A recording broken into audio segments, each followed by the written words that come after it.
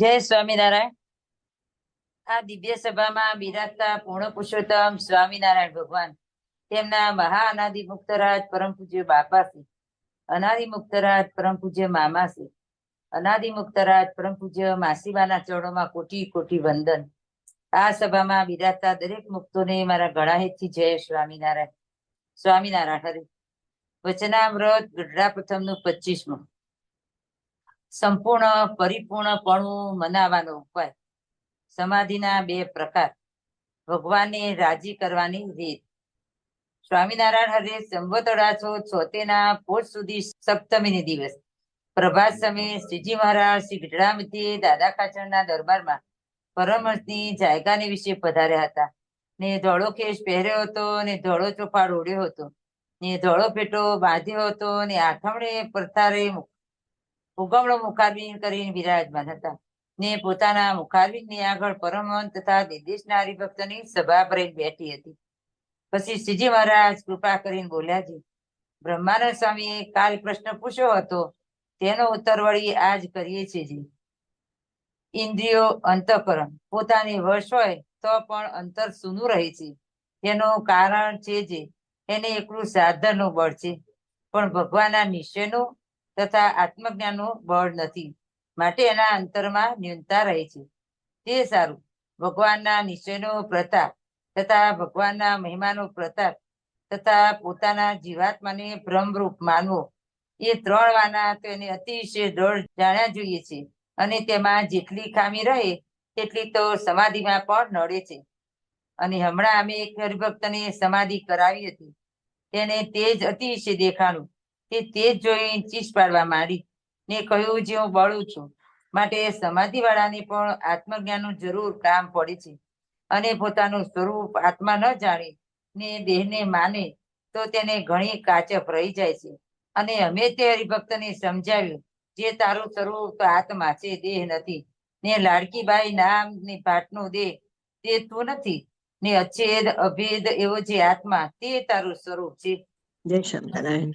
પૂર્ણ પુરુષોત્તમ શ્રી સ્વામિનારાયણ ભગવાન સ્વતઃ સિદ્ધ અનાદિ મહામુક્તરાજ બાપાશ્રી, અનાદિ મહામુક્તરાજ મામા તથા માસી તથા સર્વે સંતો હરિભક્તોના ચરણોમાં કોટાન કોટી વંદન. જય સ્વામિનારાયણ. સભામાં જોડાયેલા સર્વે મુક્તોને હિતપૂર્વક જય સ્વામિનારાયણ સવંદન. વતનામૃત ગઢડા પ્રથમનું 25મું. મહારાજ પોતે કૃપા વાક્ય છે, પોતે કૃપા કરીને બોલેલા છે. બ્રહ્માનંદ સ્વામીએ કાલ વાત કરી હતી એમ કીધું, એટલે કે 24મા વચનામૃતમાં આપણે જે વાત થઈ હતી કે જેટલો જે એને મહિમા સમજાય એટલી એને પંચ વિષયની વાસના તૂટે અને કૃતાર્થપણું મનાવવાની વાત હતી. હવે એ વાતને આજે મહારાજ આગળ ચલાવે છે. તેનો ઉત્તર પડી મહારાજે આજ વિશેષ કર્યો કે ઇન્દ્રિયો અંતઃકરણ પોતાને વશ વર્તાય તો પણ અંતર શૂનું રહે છે. એવો પ્રશ્ન હતો ગઈ વખતે. તો કે એનું કારણ શું? તો કે સાધનનું બળ છે. સાધનનું બળ હોય એટલે વળી મન થોડુંક ઢીલું પડી જાય કે પણ આટલું કરું છું ને આટલાથી આટલું થશે. અને ઓલું કૃપાનું બળ હોય કે હું સાધન તો ફક્ત પ્રસન્નતા માટે કરું છું, પ્રસન્નતા માટે. અને મારી દ્રષ્ટિએ જો મને એમ લાગે કે ઇન્દ્રિયો અંતઃકરણને ક્યાંક જોડાયેલા રાખવા પડે. ધારો કે મહારાજે કીધું કે મન કેવું છે, તો કે ભૂત જેવું છે. એને ગમે તે એક પ્રવૃત્તિમાં આપણે જોડવું જ પડે, નહીતર એને કંઈ ના કંઈ ગોત્યા કરે. તો એના માટે થઈને આપણે સાધન કરીએ. અને સૌથી મહત્વની વાત એ કે જેની લગ્ન લાગ્યું હોય તો પછી આપણા મન ઇન્દ્રિયો અંતઃકરણ એના વિશે જોડાયેલા જ રહે, એને જોડવા નથી પડતા.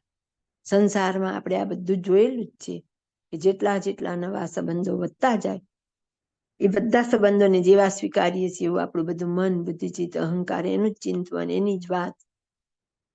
તો એવી રીતે આપણે સાધન કરવાના છે, પણ સાધનનો ભાર રાખવાનો નથી. આનું મેઇન મહત્વ અહીંયા બહુ જ મોટો પ્રશ્ન એક આવે કે અહીં એકલું સાધનનું બળ છે, ભગવાનના નિશ્ચયનું તથા આત્મજ્ઞાનનું બળ નથી. માટે અંતરમાં ન્યૂનતા રહે છે. એવા કીર્તન પણ છે, તજો સાધનનો રામડો. એટલે એનો પછી આપણે એકદમ પારદર્શિતાથી જો વિવેક બુદ્ધિથી વિચાર નથી કરતા ને, એટલે શું વિચાર આવી જાય કે આપણે સાધનની જરૂર નથી, એકલી કૃપાની જરૂર. તો મામાએ આપણને સ્પષ્ટ કરી દીધું, 50% પુરુષ પ્રયત્ન અને 50% કૃપા.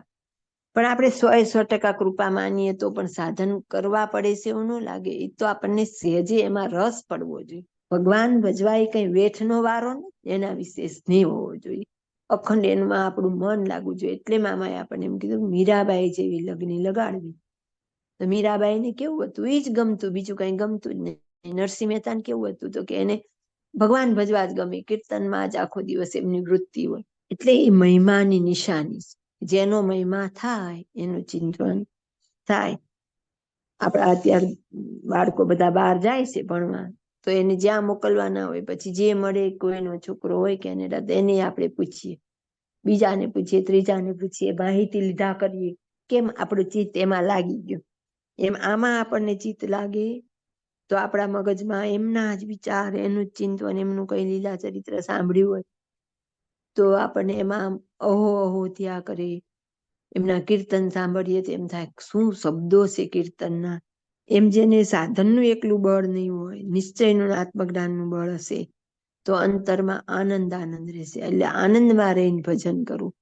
જે મળ્યું છે ને એનો આપણને આનંદ છે એટલે ભજન થાય. એવી રીતે આપણી વિચાર શક્તિ હોવી જોઈએ. સત્સંગમાં બહુધા સાધન અધિક માનવા વાળા હોય, તો થોડોક વર્ગ એકલો કૃપાને વજન દેવા વાળો હોય. બેયનું સમ રાખવાનું. પણ તો પણ એમ થાય જો કેવળ કૃપા જોઈએ તો સાધન કરવા શા માટે? આપણે મન મનાવી લીધું કે સાધન કરવાનો પડે, મન એમાં આપણું લાગેલું જ રે, મહિમા થાય તો પણ નથી મહિમા, અને મહિમા જગાડવાનો છે તો સાધન દ્વારાથી થાય. નવધા ભક્તિ જુદા જુદા પ્રકારની કરીએ, એમ કરતા કરતા અંતકરણ પવિત્ર થાય, અને અંતકરણ પવિત્ર થાય પછી ચિંતવન થાય. બાકી જગતનું ચિંતવન સહેજે થશે. કોઈ એક લોકગીત બહુ ચાલે, કે કોઈ એક નવું પિક્ચરનું ગીત બહાર પડ્યું હોય ને બહુ જ ફેમસ થઈ જાય તો આમ નાની નાની વ્યક્તિને આવડી જતું હોય છે. પણ એક કીર્તન આપણે રોજ સાંભળતા હોઈએ ને, તો એકલા ગાવા જઈએ ને તો ભૂલ પડે. ઓરડાનું પદ આખું સડસડાટ જતું હોય, પણ જો વચ્ચેથી અટક્યા તો પછી ખબર ન હોય ક્યાં હતા. પણ ઓલી નવરાત્રીની આરતી ક્યારેય કરવાય ન ગયા હોય, પણ એ 12 વાગતી હોય ને જો અંદર જતી રહી તો ઓટોમેટિક વાગવા માંડે. તો સાધન કરવાનું સૌથી વધારે મહત્વનું કારણ છે સંસારમાંથી ઉખડવા. મહારાજમાં જોડાવાનું છે, પણ બૌદ્ધા સમાજને એવું જ થાય, જોડાય ખરા પણ સંસારમાંથી ઉખડવાનો કોઈ પ્રયત્ન નથી કરતા. અને સત્સંગ પણ એટલે જ કરવાનો છે કે સત્સંગ થકી જ આપણે સંસારથી ઉખડીએ. જ્યાં સુધી સંસારથી ઉખડતા નથી તો એવા કેટલા દ્રષ્ટાંત છે. મહારાજ તેડવા પણ આવે, તેડીને લઈ પણ જાય, તો પણ જ્યાં આપણી વાસના રહી ગઈ હોય ત્યાં જન્મ ધરાવે. તો પછી શું જરૂરી હતું કે સંસારમાંથી મન ઉખાડવાની જરૂર છે. સંસારમાંથી મન ઉખડે ક્યારે? તો કે સત્સંગ કરવાથી, સાધન કરવાથી ઉખડે. એટલું મન, બુદ્ધિ, ચિત્ત બધું પવિત્ર થતું જાય, અને ધીમે ધીમે જગત સંબંધી વાસના ભૂસાતી જાય. ગઈ વખતે એટલે ચણા ચાવવાની વાત હતી ને, કે જેને મહિમા થઈ જાય એને પછી વિષય લુખ્ખા લાગે, સહેજે જ લુખ્ખા લાગે, લગાડવાય ન પડે. પણ આપણને એમ નથી થતું તો બાપાશ્રીએ આપણને કીધું પેલા ભાગમાં 89 નંબરની વાર્તામાં, સુરા ખાચરને આસક્તિ કેવી રીતે ટળી? વૃંદાવન સ્વામીનો પ્રશ્ન હતો. તો કે નિયમે કરીને. ગઢડા મધ્યના 16મા વચનામૃતમાં પણ એમ જ વાત છે. જે વૈરાગ્યથી ન થાય એ પણ નિયમથી થાય. તો શું કરવું પડે? તો કે આપણે નિયમ લેવા પડે. કારણ કે હજી આપણે એવા કઈ સિદ્ધ નથી થઈ ગયા કે સીધું જગતમાંથી ઉખડી જવાય. તો ઉખડવા માટે આપણે થોડુંક પ્રયત્ન કરવો પડે. હવે અહીં શું વાત હતી આગળ? ભગવાનના નિશ્ચયનો પ્રતાપ, એમના મહિમાનો પ્રતાપ, અને જીવાત્માને બ્રહ્મરૂપ માનવું, એ 3 અતિશય દ્રઢ જોઈએ. પહેલો તો નિશ્ચય, એટલે કે ઉપાસના, પરિપૂર્ણ નિશ્ચય કે આ ભગવાન સર્વોપરી ભગવાન છે, સુખના દાતા પણ એ જ છે, અને એમની પાસેથી જ સુખ લેવાનું છે. જો આપણને ખબર જ હોય કે આમની પાસેથી જ આ વસ્તુ મળશે તો એમનું કીધું આપણે માનવું જ પડે છે. બીજો મહિમાનો પ્રતાપ, તો કે મહારાજ કેવા, એમ મહિમા એને કહેવાય સર્વ સુખને, જે કંઈ છે સંસારનું બધા સુખ ને સર્વ નિધિ, સર્વ રિદ્ધિ સિદ્ધિ બધું આપવા વાળા મહારાજ છે. અને જીવાત્મા ને બ્રહ્મરૂપ પામવું. આજે દેહ ભાવની વાત હતી. 20મો વચનામૃત ગઈ વખતે ને એની આગળની વખતે ગુરુવાર આપણે લીધેલો. જોનાર પોતે પોતાના આત્માની જોતો નથી, તે નીચમાં નીચ છે. તો એ જે મહારાજે કીધેલું એ જ હતું કે દેહ ભાવ ટાળવાની વાત છે. પણ આપણે બોલી જઈએ રટે બ્રહ્મ થઈ પર બ્રહ્મ ને રે.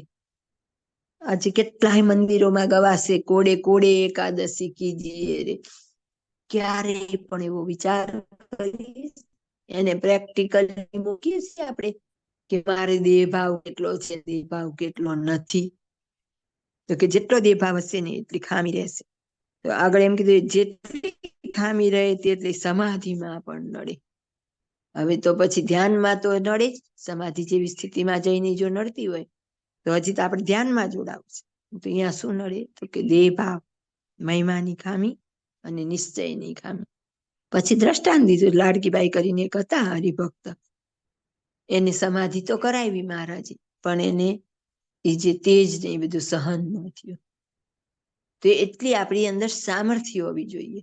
મહારાજ ચલો રાજી થયા, મુક્તો રાજી થયા, કૃપા કરીને મૂર્તિમાં મૂકી દીધા, પણ એ તેજ જીરવવાની આપણી કેપેસિટી તો જોશે ને.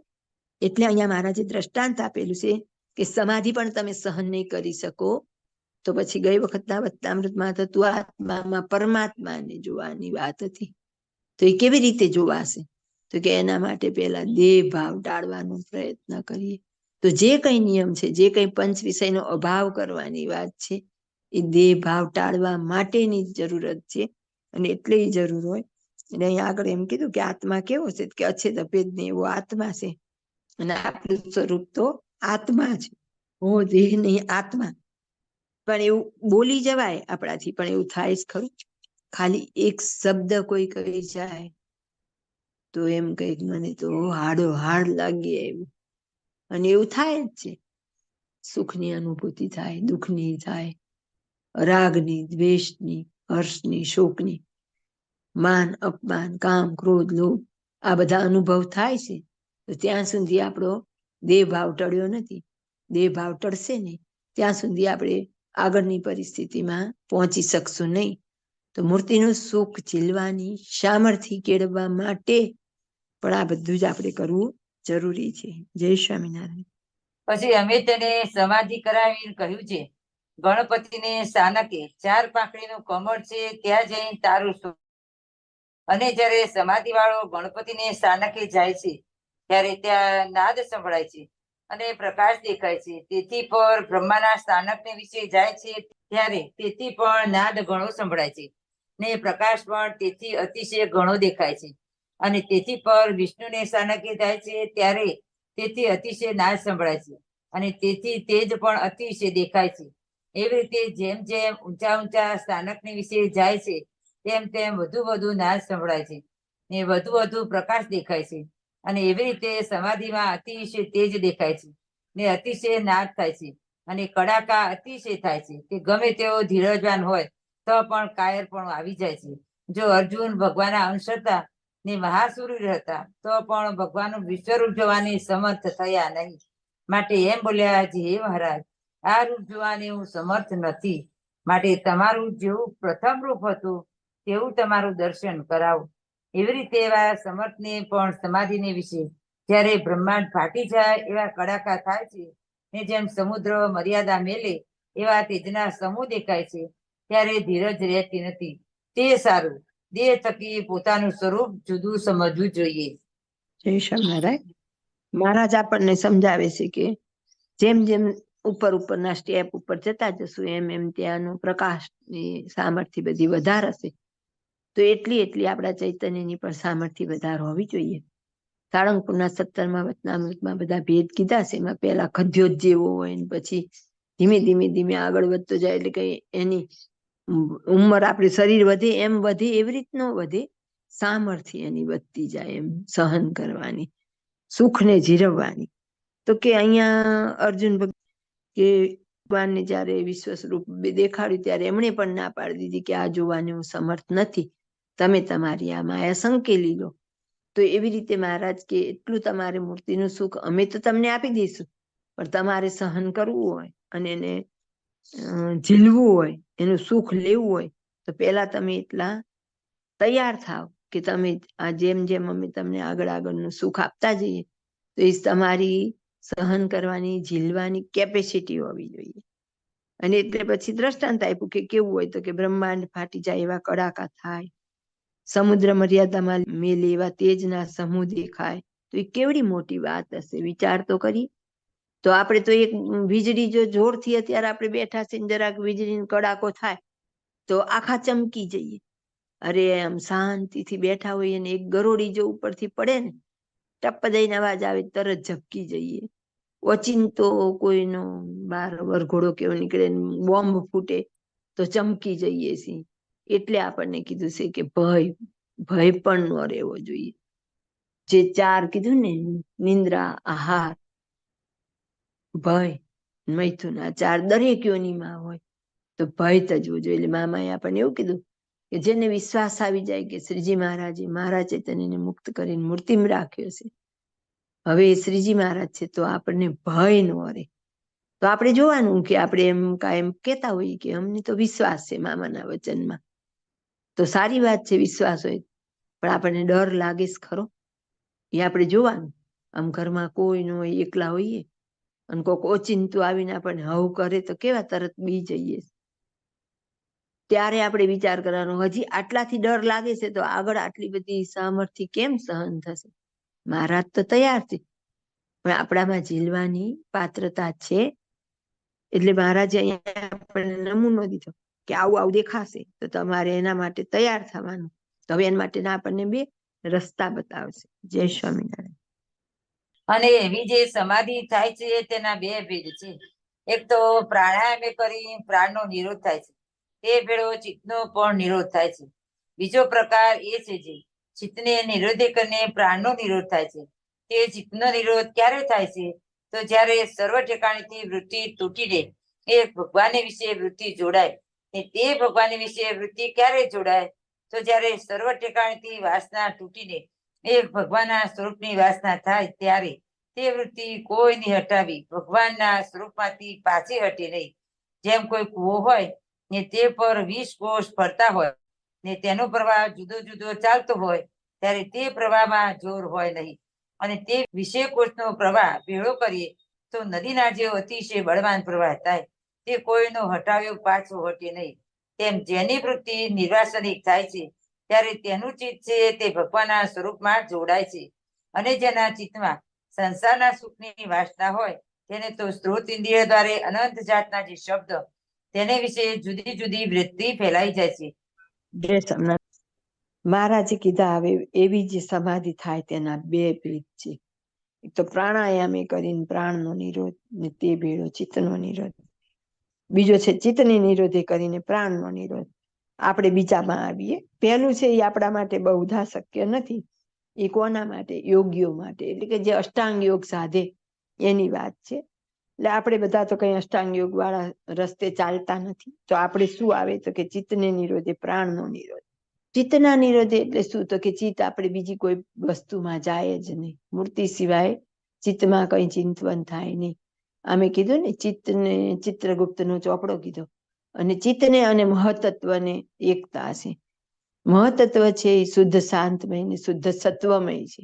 માયા છે એ 3 ગુણાત્મક, ત્રિગુણાત્મક અને પાછા 3 ગુણ સમ છે. જ્યારે માયામાંથી જ ઉત્પન્ન થયેલું મહતત્વ છે એ શુદ્ધ સત્વમય કીધું છે. અને એને એક જ ગુણ છે સત્વનો. એમ ચિત્ત પણ દેહ છે એ માયાની ઠેકાણ ગણીએ ને એમાં રહેલું ચિત્ત. ચિત્તમાં જ ચિંતવન જ્યારે મહારાજનું એકનું થાય ત્યારે જ આપણને આ પ્રાપ્તિ થાય. તો કે ચિત્તના નિરોધે પ્રાણનો નિરોધ. તો ચિત્તમાં કેમ નિરોધ કરવો હવે શીખવું ને. ચિત્તના નિરોધે પ્રાણનો નિરોધ. તો કે ચિત્તનો નિરોધ કેમ કરવો? એનો રસ્તો તરત જ બતાવી દીધો. સર્વ ઠેકાણેથી વૃત્તિ તૂટીને ભગવાન વિશે જોડાય ત્યારે એને સર્વ ઠેકાણેથી વાસના તૂટીને એક ભગવાનમાં જોડાય તો ગમે એવું કરો હટાવી હટે નહીં. જેમ મીરાબાઈને કેવી લગ્ની હતી, નરસિંહ મહેતાને કેવી હતી, આપણે બધાના જીવન જોઈએ તો એમની એક જ લગ્ન હતી તો એ ભગવાનને પામી ગયા.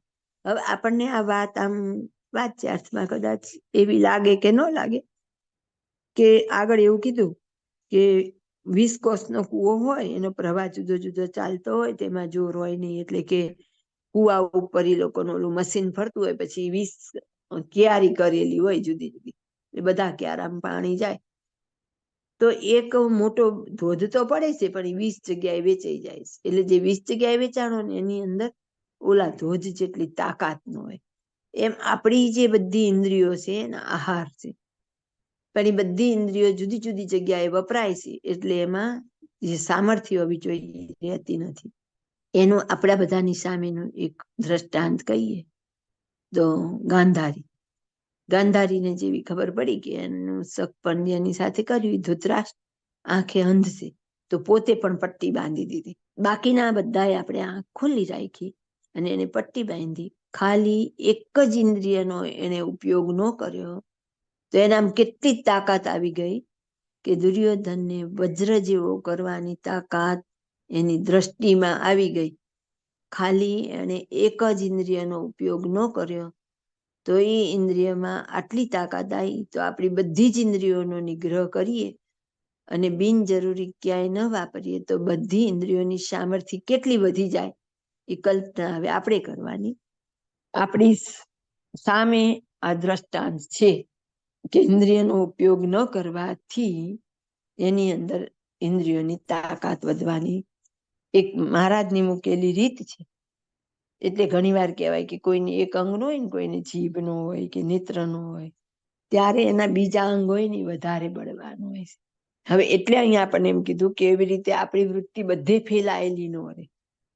આપણને પંચ વિષય કેમ કીધા? આગળ કીધું ચણા ચાવવા સમય.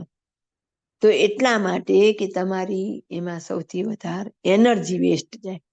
આપણા બધા જે દાર્શનિકો હોય એમનું કહેવું એમ છે કે શબ્દમાં આપણી સૌથી વધારે બોલવામાં આપણી શક્તિ વપરાઈ જાય. એટલે ભાઈ આગળ પ્રવચન કરતા એમાં કીધેલું જ કે બિનજરૂરી હાથ કે પગ પણ હલાવાય નહીં, એનર્જી વેસ્ટ થાય. આપણે ક્યારે આપણા શરીરમાં રહેલી એનર્જીનો ઉપયોગ કરવાનો વિચાર કરેલો છે ખરો? કેટલી એનર્જી જ વેસ્ટ કર્યા કરીએ, પછી કહીએ કે હવે થાક લાગ્યો, ઉંમર થઈને શરીર કામ નથી કરતું. પણ જે એનર્જી ઉત્પન્ન થતી હતી એને આપણે આમાં જ વાપરી નાખી. કઈ નહીં તો ગામ ગપાટા, અહીંથી ફરવું, અહીંથી રખડવું, અહીંથી જોવું, બિનજરૂરી કેટલું જોવું સાંભળવું. એટલે આપણને મહારાજે એમ કીધું નેત્ર અને શ્રોત્રને વિશેષે કરીને નિયમમાં રાખવા. કારણ કે એકવાર શબ્દ અંદર પડે છે એ તો આખા ચૈતન્યને હલાવી દેશે. શબ્દ જ જોઈએ તો જે મારામારી થઈ બધી મહાભારતની રામાયણની બધી શબ્દમાંથી થઈ છે.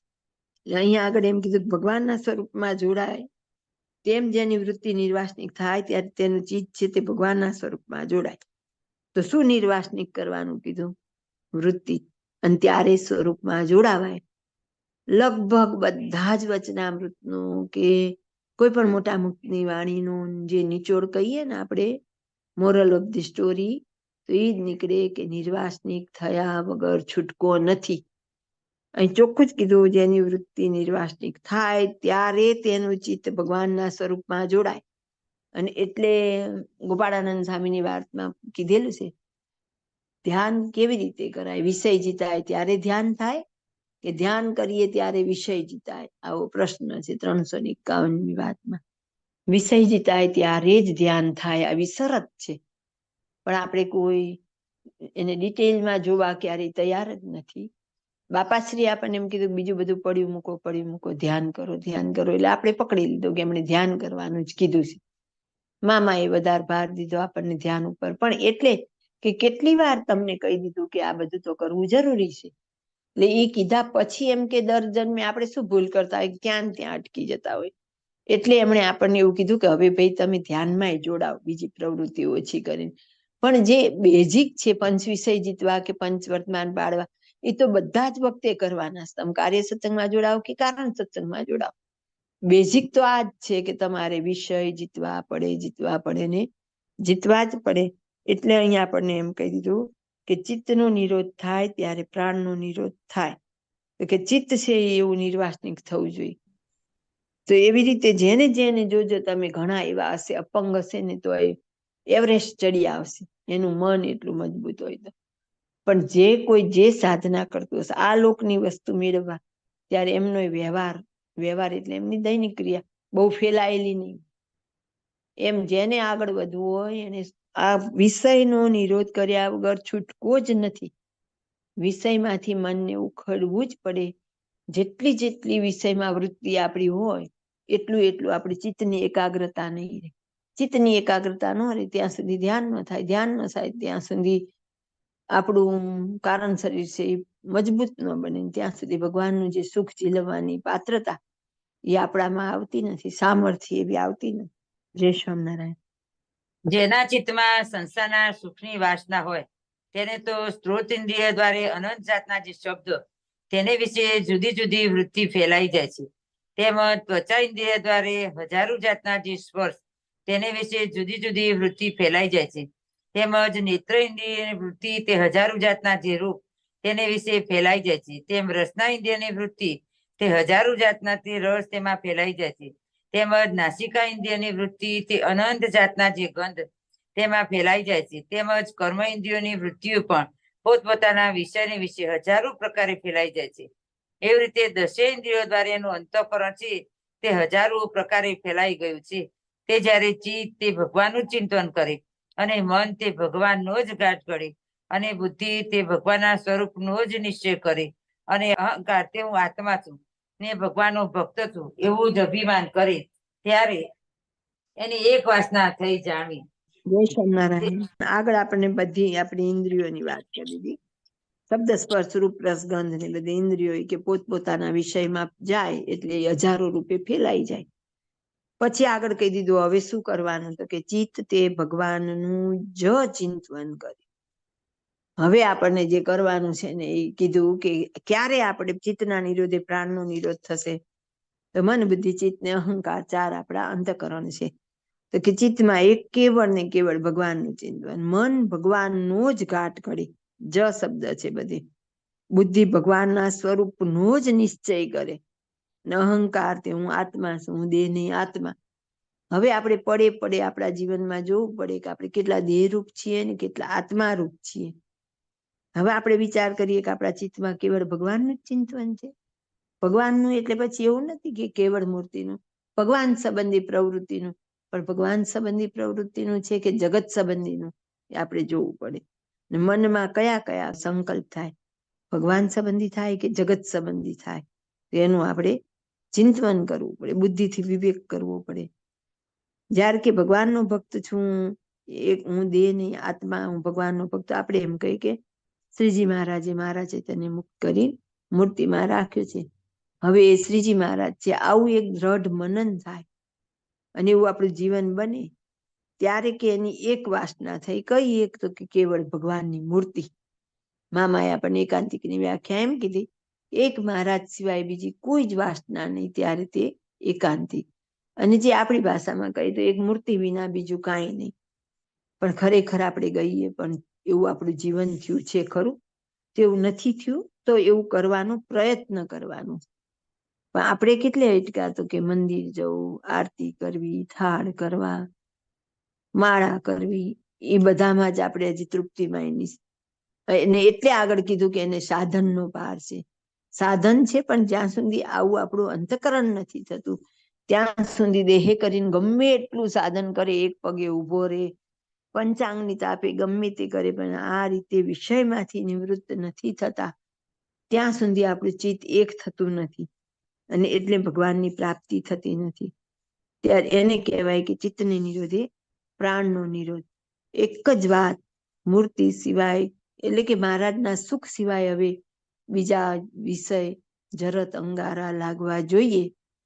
જ્યારે આપણે હજી પંચ વર્તમાનમાં અટકેલા હોઈએ છીએ, પંચ વર્તમાન આપણે પાડવાના કે નહીં, આ પ્રશ્નની ગૂંચવણીમાં તો જિંદગીનો મોટો ભાગ જતો રહ્યો. તો વિષયની તો ક્યાં વિચાર કરવો. આજ સત્સંગની એવી હાલત છે કે સત્સંગમાં જવાથી તો વિષય વધી જાય છે. વિષય ઘટવાના બદલે વિષય વધવાનું સ્થાન આજે સત્સંગ બની ગયું. ત્યારે તો આપણે કેટલા જાગૃત રહેવું જોઈએ. જેને ખરેખર મહારાજના સુખની પ્રાપ્તિ કરવી છે એમણે કોઈની વાત સાંભળ્યા કરતા શાસ્ત્ર પકડવાની જરૂર. શાસ્ત્ર એટલે કઈ આપણે વેદ પુરાણની તો વાત છે ને. મહારાજના મુખમાંથી બોલાયેલા વચનામૃત, બાપાશ્રીના મુખમાંથી બોલાયેલી બાપાશ્રીની વાતો, મામાના મુખમાંથી બોલાયેલી સરિતા, સાગર, આ બધા વચનના પ્રમાણે જો આપણે નહીં માની શકીએ તો આગળ આપણી પ્રગતિ થવાની નથી. એમાં નુકસાન આપણને જ છે. કેનારા તો આપણને કેટલાય મળશે કે આપણે આવું બધું હોય જ નહીં. પણ જેને મહારાજના સુખની પ્રાપ્તિ કરવી હોય તેમણે આ વિચાર કરીને આગળ ચાલવું કે તો આટલા બધા વચનામૃત ખોટા? જે વચનામૃત પકડીએ, જ્યાંથી જે પકડીએ, બધે આ જ દેખાય છે મને. લોકોને એમ થાય કે એક જ વાત કરે, પણ તો મહારાજને મુખ તો એક જ વાત કરીશ. 24મું વચનામૃત જોયું, શું આવ્યું? 20મું જોયું, શું આવ્યું? આ 25મું લીધું, શું આવ્યું? ગમે તે ખૂણેથી ગમે તે વાત લઈએ, વાત એક જ આવે, ઇન્દ્રિયોનો સંયમ. ગમે તેમ કરો, સંયમ કર્યા વગર છૂટકો નથી. જય સ્વામિનારાયણ. અને પ્રાણે કરીને જે ચિત્તનો નિરોધ થાય છે તે તો અષ્ટાંગ યોગે કરીને થાય છે. તે અષ્ટાંગ યોગ તો યમ, નિયમ, આસન, પ્રાણાયામ, પ્રત્યાહાર, ધ્યાન, ધારણા અને સમાધિ, એ જે 8 અંગ તેને યુક્ત છે. ને અષ્ટાંગ યોગ તે સાધન રૂપ છે. ને તેનું ફળ તે ભગવાનની વિશે નિર્વિકલ્પ સમાધિ છે. જય સ્વામિનારાયણ. હવે જો પેલું આવી ગયું ચિત્તના નિરોધે પ્રાણનો નિરોધ. મારી દ્રષ્ટિએ ચિત્તના નિરોધે પ્રાણનો નિરોધ થોડો સરળ છે. ઇન્દ્રિયો ઉપર કંટ્રોલ કરીએ તો બહુ અઘરું નથી. પણ હવે આવ્યું છે પ્રાણની વાત છે. એટલે જે અષ્ટાંગ યોગ સાધે છે ને બધા મણિપુર ચક્ર, ના ચક્ર, બધી જે આગળ લાટકીબાઈ ને ગણપતિના સ્થાનકે જાય, તેનાથી આગળ આ સ્થાનકે, આ યોગ માર્ગ વાળાની વાત છે. યોગ વાળાની જનરલી સાંખ્ય જ્ઞાનમાં રસ હોતો નથી. પણ અહીં પહેલું જ વાંચીએ ને, પ્રાણે કરીને ચિત્તનો નિરોધ થાય તે અષ્ટાંગ યોગે કરીને થાય. જે અષ્ટાંગ યોગ મહારાજ શીખેલા ગોપાળ યોગી પાસે, અને ગોપાળાનંદ સ્વામી પણ અષ્ટાંગ યોગી કહેવાય છે. એટલે હતા જ એટલે કહેવાય. પણ એ અષ્ટાંગ યોગ સાધવો આપણા બધા સામાન્ય માણસો માટે શક્ય નથી. તેમ છતાંય અષ્ટાંગ યોગનો રસ્તો જો કોઈને પકડવો હોય તો એમાંય પહેલું જ છે યમ, બીજું છે નિયમ. આના એક એક સ્ટેપ જે કોઈ આ સાધક હોય ને, આ રીતે ચાલનારો, એને આ નિયમ પહેલો, પછી બીજો, પછી ત્રીજો, એક એક સાધન કરતા કરતા જે એને પણ આગળની પ્રાપ્તિ થાય. તો સૌથી પહેલું જ કહી દીધું યમ, ઇન્દ્રિયોનો નિગ્રહ. નિયમ તો કે બધા જે પાળવાના હોય ને એ બધા જ નિયમ. પછી એમાં શું, ધારો કે અત્યારે છે કે પ્રાણ પ્રતિષ્ઠા કરવા માટેના નિયમ તો 11 દિવસ કેવું આકરું તપ મોદી કરે છે, તો પણ પાછા એમનું કાર્ય તો ચાલુ જ છે. એવું નથી કે જૈન ચાંદલો કરી આવ્યા, કામ પૂરું થઈ ગયું અને પ્રતિષ્ઠા કરી લીધી. એમને પણ બધા નિયમ પાડે છે. એમાં આમાં સૌથી પહેલું જ આવે યમ, પછી આવે નિયમ, જે નિયમ પાડવાના છે. ઇન્દ્રિયોનો નિગ્રહ યમમાં આવે. અને બીજા જે કોઈ નિયમ હોય કે આટલા વાગે ઉઠવું પડે, કે આમ જમવું પડે, કે તો એ બધા એના નિયમમાં આવે. પછી આસન, આસન એટલે કે પલાઠી કે જે કઈ બેસે, જે સાધન સિદ્ધ કરીને એમને આસન જીતાતું હોય. પણ એક ધારું 15 મિનિટ, 20 મિનિટ, કલાક, 2 કલાક, 5 કલાક એક ધારું જે બેસી શકે હલ્યા ચલ્યા વગર, એને આસન જીત્યું કહેવાય. તો એ આસન જીતવું પણ કમ્પલસરી હોય. પછી પ્રાણાયામ એટલે જે આ બધા પ્રાણાયામ કરે એ બધા. પછી પ્રત્યાહાર એટલે આપણી વૃત્તિ જ્યાં જાય ત્યાંથી એને પાછી વાળવી, એને કહેવાય પ્રત્યાહાર. જેમાં ઇન્દ્રિયોનો નિગ્રહ આવ્યો. ધ્યાન, એક એક અંગ મૂર્તિનું ધારવું એને ધ્યાન કહેવાય. ધારણા એટલે બધા જ અંગ સળંગ મૂર્તિ ધરાય એને ધારણા કહેવાય. ત્યાર પછી સમાધિ થાય. પણ આ એકેયને મૂકી અને આગળ, આ તો હજી સમાધિએ જ પહોંચે. જે સમાધિમાં લાડકીબાઈને તે જ દેખાણું. ત્યાં સુધી આત્મામાં પરમાત્માની વાત તો બહુ દૂરની છે. તો એમાં પણ એમ નિયમ તો કમ્પલસરી છે જ. એટલે ગમે તે માર્ગે ચાલો, પેલો પાયાનો સિદ્ધાંત હોય તો યમ ને નિયમ. અને તોય પાછું શું કહી દીધું, આવી રીતે કરીને અષ્ટાંગ યોગ સિદ્ધ કરો તો પણ તે સાધન રૂપ છે, સાધ્ય નથી. તો પણ એ સાધન જ છે. જેમ આપણે માળા કરીએ, માનસી પૂજા કરીએ, પ્રદક્ષિણા કરીએ, બધા એક સાધન છે. એમ અષ્ટાંગ યોગ સાધવો તે પણ એક સાધન જ છે.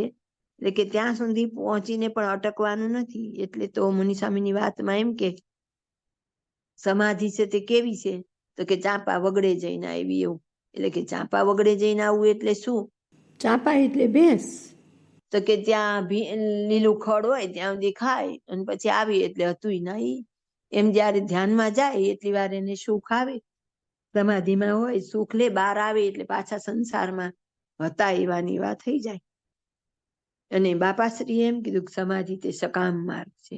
બાપાએ સમાધિને પણ ના પાડી દીધી, એટલે અહીં સ્પષ્ટતા કરી દીધી મહારાજે પણ, સમાધિ સુધીનું સાધન પણ સાધન રૂપ છે. અને ફળ શું? તો કે ભગવાનને વિશે નિર્વિકલ્પ સમાધિ.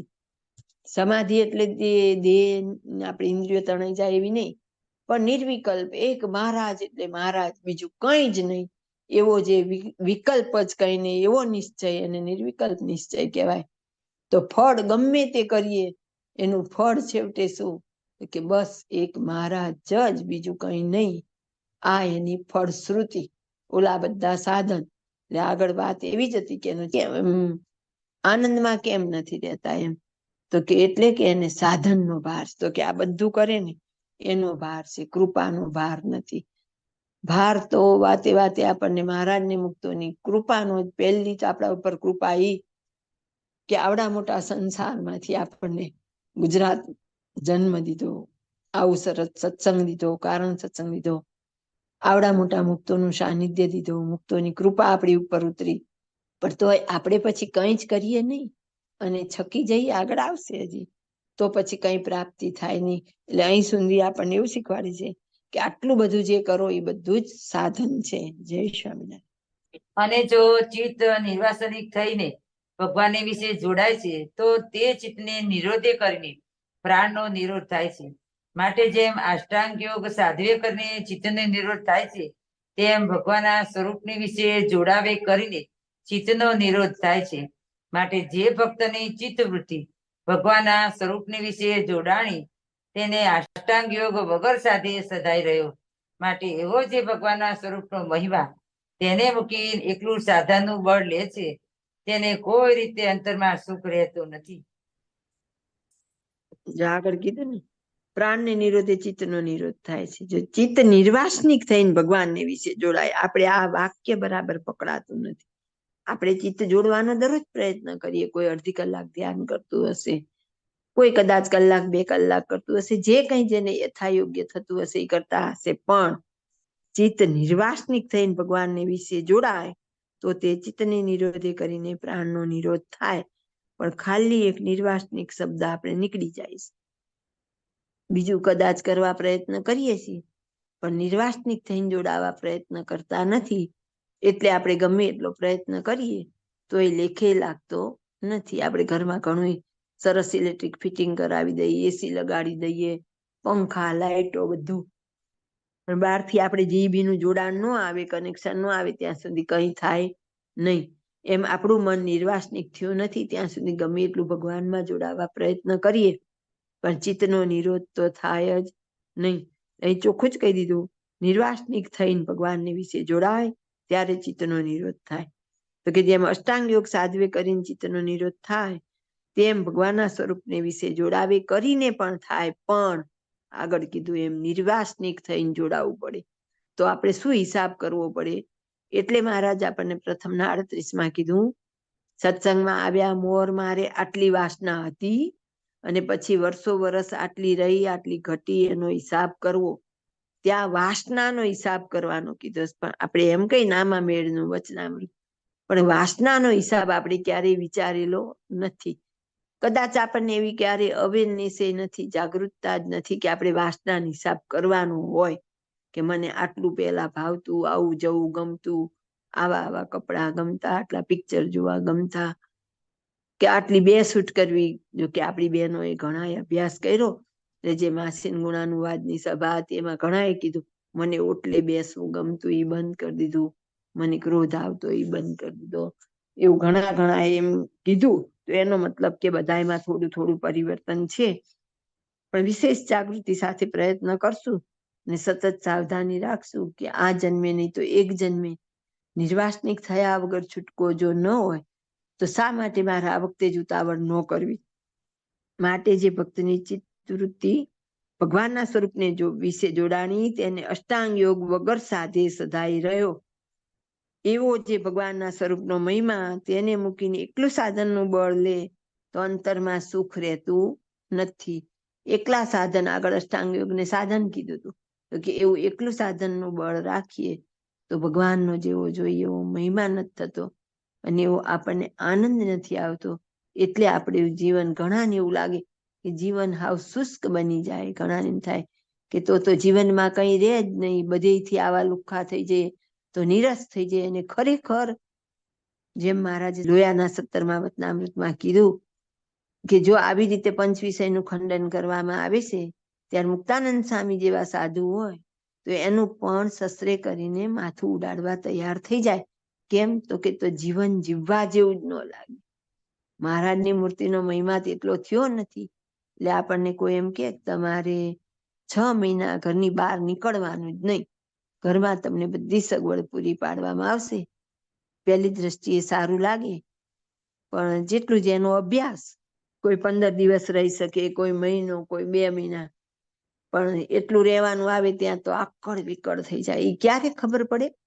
એ રસ્તે ચાલવાનો પ્રયત્ન કરીએ ત્યારે. જ્યાં સુધી ચાલતા નથી ત્યાં સુધી એમાં શું હવે, મને જરાય રસ નહીં, હું બહાર ન જાઉં. પણ એના ગમે તે, આ તો એક દ્રષ્ટાંત જેવું, ખાવામાં, પહેરવામાં, બહાર જવામાં, એ બધોય નિયમ કેટલો રહી શકે, કેટલું મન કંટ્રોલ રહે, એ કરીએ પછી ખબર પડે. એટલે અહીંયા કીધું જેને એવી રીતે મન જો ચિત્ત જોડાઈ ગયું મહારાજમાં, નિર્વાસનિક થઈ, તો એનો અષ્ટાંગ યોગ વગર સાધે સધાઈ ગયો. જય સ્વામિનારાયણ. અને તેનું અંતકાળે પણ સારું થતું નથી. માટે સાધન છે, વર્તમાન છે, તે તો ભગવાનની આજ્ઞા છે, તે જરૂર રાખવા.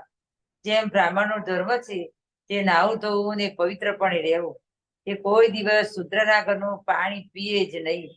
જેમ સત્સંગી હોય તેને ભગવાનની આજ્ઞામાં ફેર પાડવો જ નહીં. કેમ જે એ ભગવાનની આજ્ઞા પાડે તો તેની પર ભગવાન રાજી થાય છે. અને ભગવાનનો નિશ્ચય તથા ભગવાનનું મહાત્મ્ય તથા વૈરાગ્ય સહિત આત્મજ્ઞાન, એ ત્રણની અતિશય દ્રઢતા રાખી ને પોતાને વિશે પૂર્ણ કામપણું સમજવું.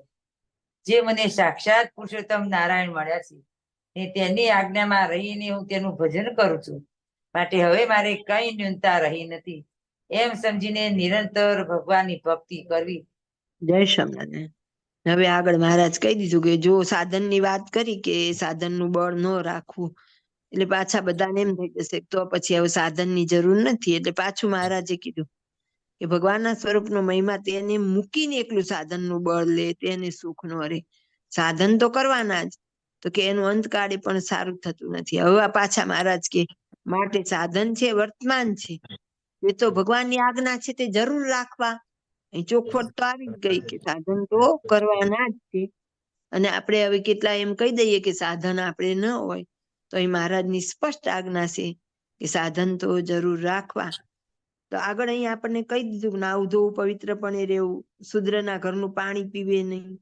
તો હવે આપણે જ્યાં ત્યાં પીતા ફરીએ, જ્યાં ત્યાં ખાતા ફરીએ, તો આ બધું આવી જ જાય. આગળ કહી દીધું સત્સંગી હોય તેને ભગવાનની આજ્ઞામાં ફેર પાડવો જ નહીં. જ શબ્દ વાપરો. એટલે આટલી બધી વાત કરી કે મહારાજનો મહિમા છે, નિશ્ચય છે, એટલે આપણે હવે આનંદમાં રહેવું. તો કે પાછું ભગવાનને ખબર જ હતી કે આગળ જતા શું કરશે, તો કે તો બધા આજ્ઞા જ મૂકી દેશે, કે તો હવે કઈ આપણે આજ્ઞાની જરૂર નથી. અહીં સ્પષ્ટતા કરી દીધી, ભગવાનની આજ્ઞા પાડે તો તેની ઉપર ભગવાન રાજી થાય. ચોખવટ જ કરી દીધી કે જે આજ્ઞા પાડે એના ઉપર જ રાજી થાય. ને ભગવાનનો નિશ્ચય ને ભગવાનનું મહાત્મય ને વૈરાગ્ય સહિત આત્મજ્ઞાન. નિશ્ચય જોઈએ, મહિમા જોઈએ, આજ્ઞા જોઈએ, અને વૈરાગ્ય સહિતનું આત્મજ્ઞાન. આગળ એકલી વાત હતી, શરૂઆતમાં 3 વસ્તુ જ હતી, નિશ્ચય, મહિમા અને હું દેહની આત્મા. અને અહીંયા આપણને 4 વસ્તુ કહી દીધી. આજ્ઞાનો ઉમેરો કર્યો, મહિમા કીધો, નિશ્ચય કીધો, અને હવે આત્મજ્ઞાન તો કીધું, પણ પાછું વૈરાગ્ય સહિત કીધું. વચનામૃતની શરૂઆત કરી ત્યારે 3 હતું, અહીં આવતા આવતામાં 5 થઈ ગયું. એટલે ક્યારેય આપણે વૈરાગ્ય સહિત આત્મજ્ઞાન કોઈ દી કેળવ્યું? વૈરાગ્યને આપણા સંસારમાં, આપણા જીવનમાં ક્યાંય એકવાર આપણે આમ હજી એને પગ પેસારો કરવા દીધો ખરો? કોઈ એક વસ્તુમાંથી આપણું મન ઉખડ્યું છે ખરું સંસારમાં? ઉપરથી તો એમ કહેવાય કે પછેડી ભીંજાય એમ ભારે થતી જાય, તો જેમ જેમ આપણે આગળ વધતા જઈએ એમ એમ તો સંસારમાં નવા નવા સંબંધો ઉમેરાતા જાય, નવી નવી ઈચ્છાઓ વધતી જાય. એટલે અહીં તો વૈરાગ્ય સહિત આત્મજ્ઞાન, એ ત્રણની અતિશય દ્રઢતા રાખવી. હવે મહારાજે પાછું દ્રઢતા નહીં પણ અતિશય દ્રઢતા રાખવી, પછી પોતાને વિશે પૂર્ણ કામ પાણું માનવું. એટલે આપણે કેવું થાય, અધૂરા કળા, આપણે તો પૂર્ણ કામ છે, આપણે કૃપામાં આવી ગયા હતા. એ આટલું બધું પહેલા કહી દીધું, પછી મહારાજે કીધું કે મને પોતાને વિશે પૂર્ણ કામ પણ સમજવું, કે મને મહારાજ મળ્યા છે, હું એમની બધી જ આજ્ઞા પાડું છું, અને જેમ મહારાજ કે એ પ્રમાણે જીવન જીવું છું, તો મને તો તેડવા મહારાજ આવશે જ ને. અને જે આપણને હોય કે આપણા હાથનું કોઈ પાણી પીવે તો એનું પણ કલ્યાણ, તો કે પહેલા પણ આપણું જીવન આવું હોવું જોઈએ, પછી એવી રીતે આપણે વર્તવાનું, તો પણ આગળ હજી આપણને ચેતવી દેશે. તો હવે મારે ન્યૂનતા રહી નથી એમ સમજીને નિરંતર ભગવાનની ભક્તિ કરવી. આગળ ચોખવટ આપી દીધી. આપણામાં અધૂરપ ન માનીને પછી શું કરવાનું, શેષ જીવન કેમ જીવવાનું, એ નિરંતર ભગવાનની ભક્તિ કરવી. જો આપણે આવી રીતે જીવન નહીં જીવતા હોઈએ ને તો નિરંતર ભક્તિ એ નથી થતી. ઘડીક વાર જ ગમે, પછી તો કથા વાર્તા જાજી ચાલે તો માથું દુખી જાય, કીર્તન વધારે વાર આવે ત્યાં તો આમ મગજમાં અકળામણ થવા માંડે, બસ હવે બંધ કરો, આખો ધ્યાન આ ન ગમે. જ્યારે મન નિર્વાસનિક થયું હોય ત્યારે જ આપણને ભગવાનનું ભજન સારી વાર ગમે, બાકી આપણને ભગવાનનું ભજન પણ વધારે ગમે નહીં. થોડી વાર પૂરતું બરાબર છે, બાકી ઓવરડોઝ લાગે. જય સ્વામિનારાયણ. ને તે સમજણને કેફે કરીને છકી પણ જાવ નહીં, અને પોતાને અકૃતાર્થપણું પણ માનવું નહીં. અને જો અકૃતાર્થપણું માને તો એને ઉપર જે એવી ભગવાનની કૃપા થઈ તે જાણીએ. ખારા પાટમાં બીજ વાવ્યું તે ઉગ્યું જ નહીં. ને જો છકી જઈ જેમ તેમ કરવા લાગે તો જાણીએ અગ્નિમાં બીજ નાખ્યું તે બળી ગયું. માટે અમે કહ્યું તેમ જે સમજે તેને કોઈ પ્રકારની ન્યૂનતા રહે નહીં. એમ કહી શ્રીજી મહારાજ પોતાના આસન પર વધાર્યા. ઇતિ વચનામૃત ગઢડા પ્રથમનું 25મું. જય સ્વામિનારાયણ. મહારાજ સમજતા જોઈ ને એટલે કે સમજણના કેફે કરીને છકી જવું નહીં. અકૃતાર્થપણું માનવું કે હવે થશે કે નહીં ખબર નહીં, એમેય નહીં. અને ઓવર થઈને છકીએ ન જો કહો, મામાએ કીધું ને કે પછી એમેય નહીં બોલવાનું હું તો અનાદિમુક્ત થઈ ગયો છું એમ. તો કે એવું ન હોવું જોઈએ, આપણા જીવનમાં સ્થિરતા આવવી જોઈએ એમ. તો કે અકૃતાર્થપણું માને તો ભગવાનની કૃપા થઈ તે જાણીએ. ખારા પાટમાં બીજ વાવ્યું તે ઉગે નહીં. મહારાજે કૃપા તો કરી પણ ખારા પાટમાં બીજ ન ઉગે, એમાં આપણું મન જ તૈયાર નથી, કૃતાર્થપણું મનાતું જ નથી. એમની કૃપાનો પાર પમાતો જ આમ આનંદ નથી આવતો આપણને, તો એ બીજ ઉગે નહીં. છકી જઈને જેમ તેમ કરવા લાગે તો અગ્નિમાં બીજ નાખે ને બળી જાય. એમ છકી જઈને આપણે આજ્ઞાના લોપ કરીએ, મોટાના વચનોના લોપ કરીએ, અને જો આચરણ આપણી મર્યાદા વિરુદ્ધનું હોય તો અગ્નિમાં બીજ નાખે ને બળી જાય. એમાં આપણું બધું કરેલું સાધન નકામું જાય, વ્યર્થ જાય, કંઈ જ કામ આવે નહીં. માટે મહારાજ એમ કે છે, અમે કહ્યું તેમ જે સમજે તેને કોઈ પ્રકારની ન્યૂનતા રહે નહીં. તો મહારાજે આપણને શું શું કીધું?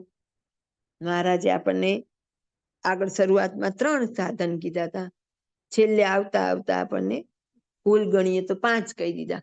શરૂઆતમાં હતું મહાત્મય, નિશ્ચય અને આત્મજ્ઞાન. છેલ્લે આવ્યું ત્યારે એમાં પહેલી વાત એમ કીધી કે આજ્ઞામાં રહીને ભજન કરવું, આજ્ઞામાં ફેર પાડવો નહીં એમ કીધું. પછી કીધો નિશ્ચય, પછી કીધું મહાત્મય, ને પછી વૈરાગ્ય સહિત આત્મજ્ઞાન. આવી રીતે જે વર્તે તો પછી એને કોઈ ન્યૂનતા વર્તે નહીં, અને હર્ષ શોક માન અપમાન રાગ દ્વેષ બધામાં સમ વર્તાય. અને દિવસ એટલે કે આપણું જીવન આનંદ સભર હોય, નિરાશા પૂર્ણ ન હોય. આપણે ઘણી વાર નિરાશ થઈ જઈએ, શુષ્ક જીવન લાગતું હોય તો હજી આપણને ભગવાનમાંથી આનંદ આવતો નથી, એટલે આપણામાં હતાશા છે. તો એવું ન હોવું જોઈએ, નિત્ય નવી શ્રદ્ધા સાથે ભજન થવું જોઈએ. જય સ્વામિનારાયણ. રહસ્યાર્થ પ્રદીપિકા ટીકામાં કૃપા વાક્ય એક છે. તેમાં શ્રીજી મહારાજે કહ્યું છે જે અમારો નિશ્ચય, મહિમા અને આત્મનિષ્ઠા એ ત્રણેય ન હોય તેને એકલા સાધનથી કૃતાર્થપણું મનાતું નથી, અને 3નું બળ હોય તેને પૂર્ણકાળની કૃતાર્થપણું મનાય છે. અને સમાધિના બે પ્રકાર કહ્યા છે. બે બાબતો છે. પ્રશ્ન પહેલો, પહેલી બાબતમાં નિશ્ચય કયો તે કેવો જાણવો? ઉત્તર એક, પુરુષ, કાળ, બ્રહ્મ, અક્ષર તથા મુક્ત એ સર્વથી શ્રીજી મહારાજને પર, સદા સાકાર, સર્વેના કર્તા નિયંતા ને સર્વના અંતર્યામી જાણવા તે નિશ્ચય કહેવાય. પ્રશ્ન બે, શ્રીજી મહારાજનો મહિમા કયો તે કેવો જાણવો? ઉત્તર બે, શ્રીજી મહારાજ જીવ કોટી, ઈશ્વર કોટી, બ્રહ્મ કોટી તથા મૂળ અક્ષર કોટીથી પર છે ને સદા સાકાર મૂર્તિ છે ને સર્વને પોતાની શક્તિએ કરીને ધરી રહ્યા છે અને એ સર્વેમાં અન્વયપણે રહ્યા થકા પોતાના તેજરૂપ અક્ષરધામમાં વ્યતિરેકપણે રહ્યા છે. એવો મહિમા જાણી તે મહિમા જાણ્યો કહેવાય. પ્રશ્ન ત્રણ, જીવાત્માને બ્રહ્મરૂપ માનો એમ કહ્યું તે બ્રહ્મરૂપ એટલે કેવો માનવો? ઉત્તર ત્રણ, બ્રહ્મરૂપ એટલે શ્રીજી મહારાજના તેજરૂપ માનવું તે બ્રહ્મરૂપ માન્યો કહેવાય. પ્રશ્ન ચાર, પહેલી બાબતમાં નાદ સંભળાય છે ને પ્રકાશ દેખાય છે એમ કહ્યું તે કોનો હશે? ઉત્તર ચાર, જેના જેના સ્થાનકની વિશે જાય તે સ્થાનકના અધિપતિના તેજમાંથી ધ્વનિ થાય છે તેને આ ઠેકાણે નાદ કહ્યું છે અને પ્રકાશ પણ તે સ્થાનોના અધિપતિઓનો છે તે દેખે છે. પ્રશ્ન પાંચ, બીજી બાબતમાં સાક્ષાત પુરુષોત્તમ મળ્યા છે એમ કહ્યું તે સાક્ષાત મળ્યા ક્યારે કહેવાય? ઉત્તર પાંચ, શ્રીજી મહારાજ મનુષ્ય રૂપે દર્શન દેતા હોય ત્યારે ધામમાં જે મૂર્તિ છે તે જ આ મૂર્તિ છે એમ જાણે અને પ્રતિમા રૂપે દર્શન આપતા હોય ત્યારે તે પ્રતિમાને ધામમાં મૂર્તિ છે તે જ જાણે ને આજ્ઞામાં રહીને ભક્તિ કરે તો સાક્ષાત મળ્યા કહેવાય. પ્રશ્ન છ, છકી જવું નહીં એમ કહ્યું તે કેમ વર્તે તે છકી ગયો કહેવાય? ઉત્તર છ, શ્રીજી મહારાજના જ્ઞાનનો ને મહિમાનો ઓથ લઈને વર્તમાનમાં ફેર પાડી ને સત્સંગના ધોરણ પ્રમાણે ન વર્તે ને બીજાથી પોતાની અધિક માની તે છકી ગયો કહેવાય. તેને પ્રથમ શ્રીજી મહારાજની કંઈક કૃપા થઈ હોય તેણે કરીને કંઈક શુભ ગુણ પ્રાપ્ત થયા હોય તે જતા રહે ને ઉલટો શ્રીજી મહારાજનો કોપ થાય. ઇતિ રહસ્યાર્થ પ્રદીપિકા ટીકા સમાપ્ત. ઇતિ વચનામૃત ગઢડા પ્રથમનું 25મું થયું. સહજાનંદ સ્વામી મહારાજની જય. બાપા શ્રીની જય.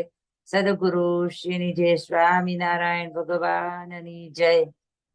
છેલ્લા પ્રશ્નના જવાબમાં બાપાશ્રી આપણને કહે છે કે જ્ઞાનનો ને મહિમાનો ઓથ લઈને વર્તમાનમાં ફેર પાડે ને સત્સંગના ધોરણ બહાર વર્તે બીજાથી પોતાને અધિક માને તે છકી ગયો જાણવો. વર્તમાન બહાર આપણે વર્તીએ તો આપણે છકી ગયા જાણીએ કે આપણને મહારાજ મળ્યા, મુક્તો મળ્યા. હવે આપણે આ બધું કહ્યું હોય નહીં તો આગળ હવે જે સજા કીધી ને એનો આપણે સિરિયસલી વિચાર કરવો પડે.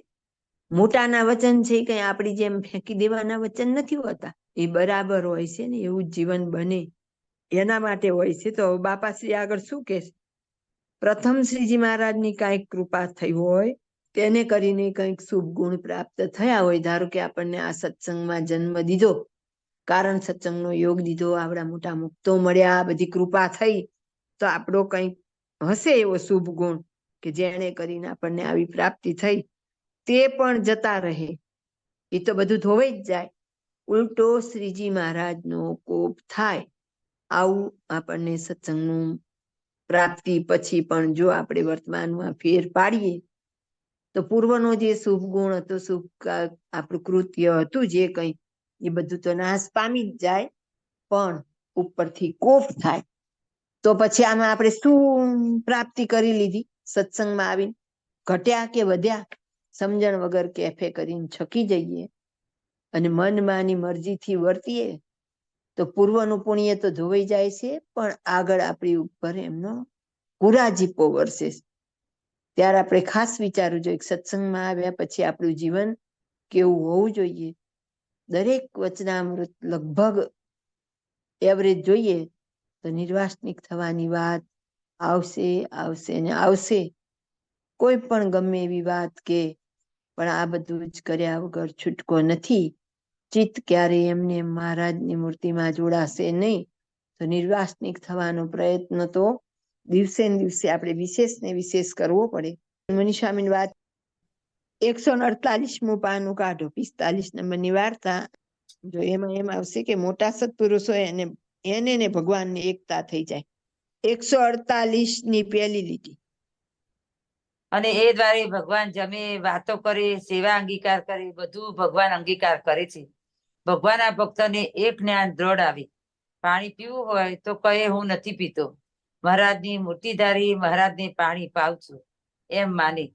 જમે તો જાણે મહારાજ જમે છે, ચાલ્યા જતા હોય તો એ મહારાજ ચાલે છે એમ ધારે.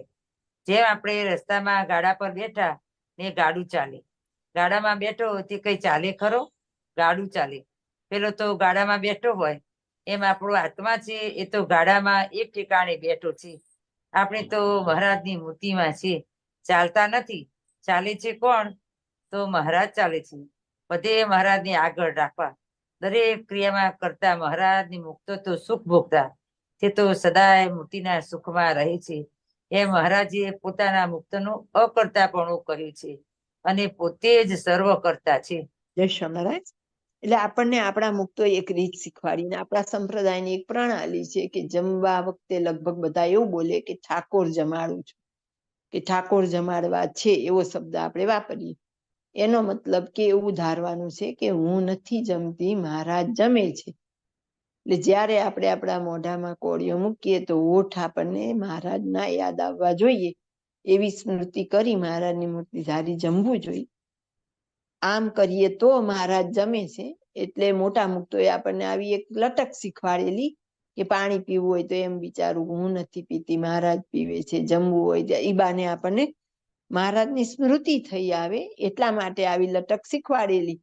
પણ પછી તો આમાં કીધું ને ખારા પાટમાં બીજ ને છકી જવું ને, તો એમાંથી પછી આપણે બધા એનો સરસ સરસ અર્થ કરવા માંડ્યા કે હવે હું પિક્ચર જોઉં તો એ મહારાજ પિક્ચર જોવે છે, મહારાજને ટીવી બતાવી દેવું, મહારાજને ફરવા લઈ જવા, હોટલમાં જમીએ તો મહારાજ જમે છે. એટલે આગળ હવે સ્વામી આપણને શીખવાડશે.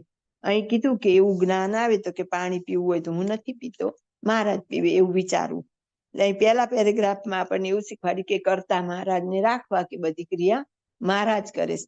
પણ શું થયું? અધૂરું જ્ઞાન છલકાય કે ને, એટલે આટલું પકડાઈ ગયું. હવે આગળ સ્વામી હજી આપણને સમજાવશે કે એમાં પણ શું શું સાવધાની હોવી જોઈએ. હવે બીજો પેરેગ્રાફ.